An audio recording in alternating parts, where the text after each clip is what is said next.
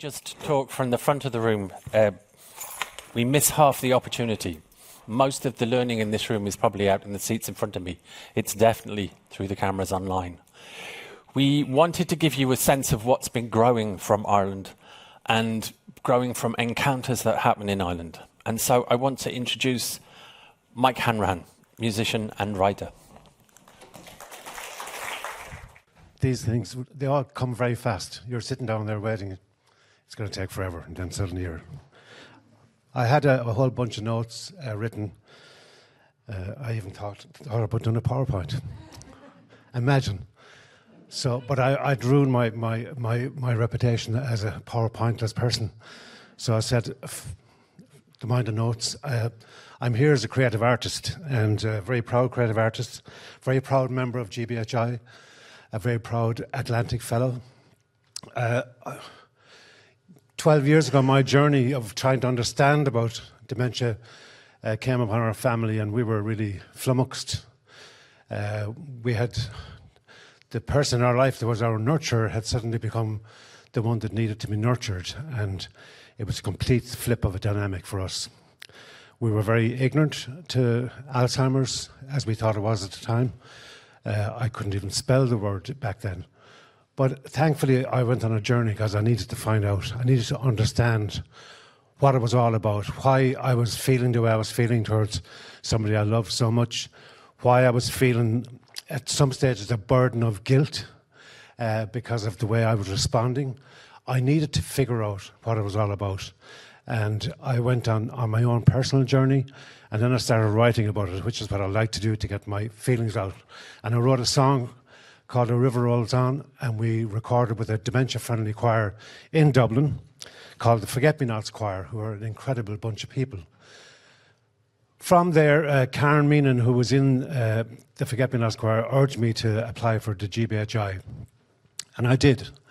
I'd never been to college. My college was in a village in North Clare, full of musicians and hippies and you name it, and that's where I studied hard for 3 years when I left school. So university was just, it was, I had no idea what it was like. And I found Trinity an extremely difficult challenge at times, and I know that Trinity found me an extremely difficult challenge many times.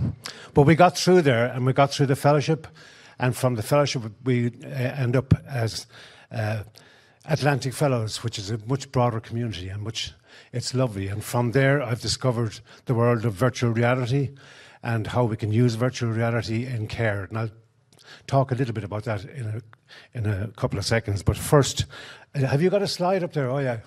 This is my one slide. Creative Brainwaves was the brainchild of Karen Meenan, who created the choir.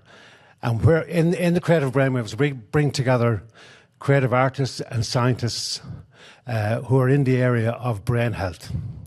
But most of all, we bring in the voice of the people living with brain health issues and their carers. They're at the center of our discourse. It's where the big conversation begins.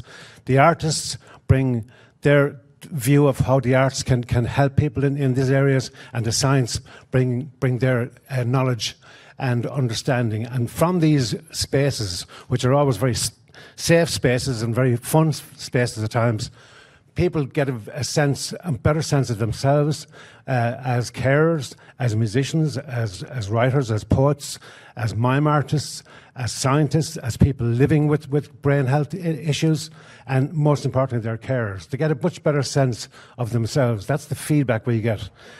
I am also ambassador for an organisation called Age Friendly Ireland. And the ethos of Age Friendly Ireland is if we design just for the young people, we forget about the old people. If we design for the old people, we design for everybody.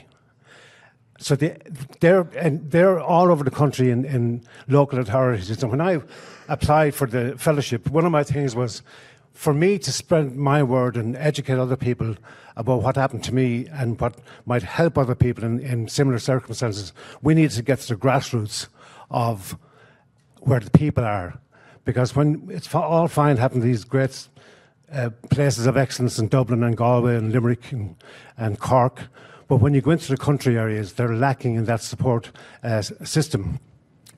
I'm glad to say that this year, only a few weeks ago, Age Friendly Ireland have come on board and they're going to partner, myself and Karen, and we're going to take our roadshow right across the country, into the heart of the people who require it. And that's really, really exciting for us, because it's really important that we spread the word and we educate people and we bring awareness, and most of all, we kick stigma out of the conversation, out of the dictionary. That's our goal.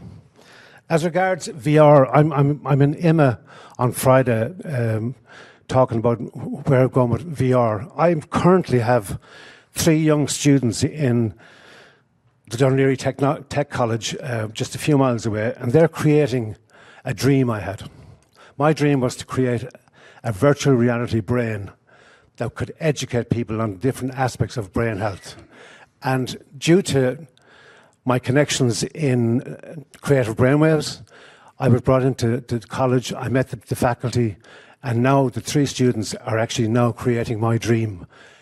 And we should have the first portion of that in about 8 weeks' time. That's progress. That wouldn't have happened if I wasn't at GBHI. I can certainly vouch for that, because I wouldn't have had the education or the confidence or that great word that GBHI gives us, that word of hope. Because that's one word I learned when I came in here was, take out the hope in your heart and things will happen. And we've got so many people around us to help us and develop a better understanding of this horrific condition called dementia, which has hit my family quite a lot.